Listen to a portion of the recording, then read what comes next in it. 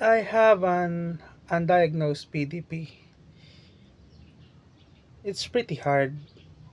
It's not easy that you'll love someone, then if they can't return that feelings back to you, you'll feel that hate, or you'll have that kind of unexplained emotion sometimes that is really hateful toward that person. Can be your parent, your brother, your friends, or even the person that you love. It's not easy. I can already see it before, especially during the time that I'm studying, but at, as years went by, I don't know what happened. It became worse, especially last year, I think, last this past few months. And it's not easy. It's not easy to find help because I live in a country where mental health is not really that talk about, let alone finding an actual professional is already is hard.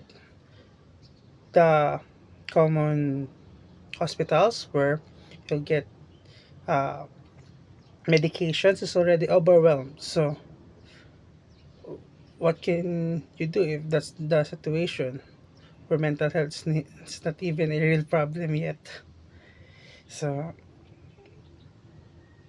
I started doing things on my own to help me, and I did what a normal person would do: look for someone to help you, of course, because you can't fight this kind of things alone. Mental health is really hard, and what I found is I got rejected. Is what I feel because people around me don't actually, or they themselves are in pain, so I can't actually blame them too. And borderline personality disorders, I don't think it's really that much talked about. Something that people barely knew, and I struggled a lot because of it. Then, as things goes by, trying to find someone to help me, got friends that I talk to. Of course, part of having that kind of disorder is once you get attached to a person, you'll start doing things that I think you can say choking them uh, mentally, or get too clingy. I hate that actually. I hate it. But that's the truth. And I think that pushed them away. That pushed them away, and it becomes a cycle. Looking for someone to bond with, to communicate with, or someone to help me. But I'll end up hurting them. And you'll quickly see is the problem.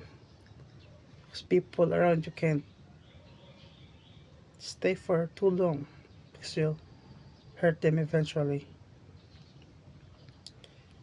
So my way of solving things didn't help, and it just make the things or my problem worse. So what I did is pray. I prayed, asked God for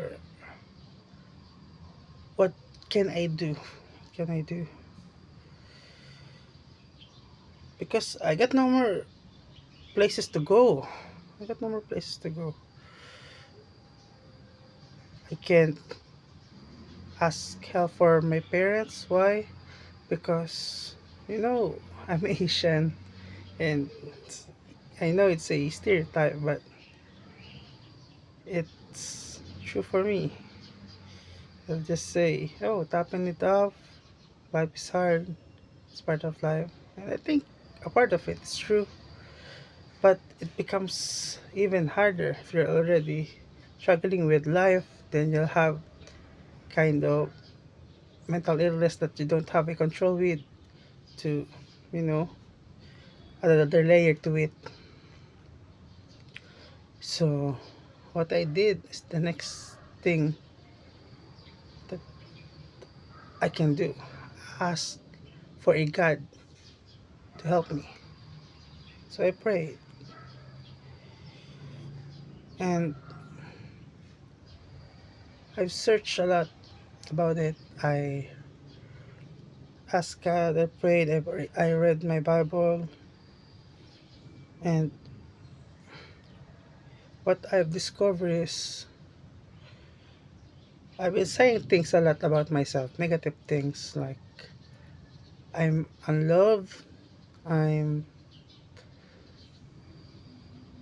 not needed, I'm just a burden.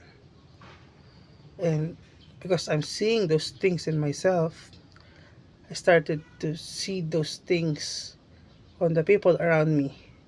I started saying to myself, oh, they're saying those things about me, even though I'm the one who's saying those things about me. Do you get it? Things become a negative spiral. You think about, and because of that, because of that spiral, things get worse.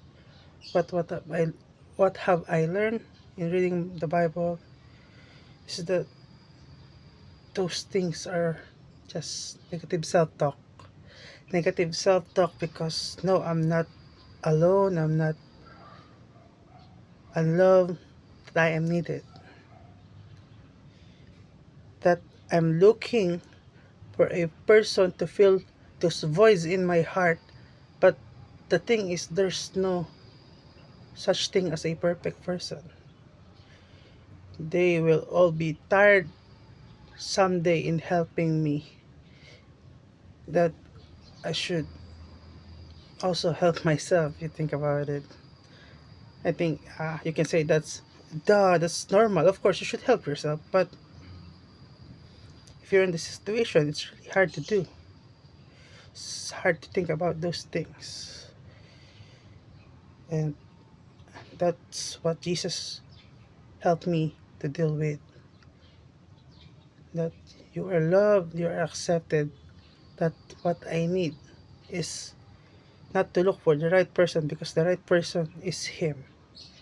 It's what I've learned, and that's where it all started. I started saying different things. That when I found someone's fault to be hurting, hurting me, um, I'll just recall what I've read in the Bible that not everyone's perfect, and that it's normal to get hurt. It's part of life, but that hurt is not what defines you. So, what is it for you if you're in this situation? First of all, I want to say there is hope. There's hope that life, as dark as it may seems, there is hope. And if you're a Christian like me who's also struggling, I want to say that it's normal.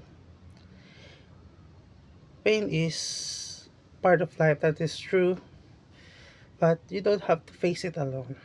Yes, I've said that the people around me didn't care, but I know, even though I can't say it, they're praying for me.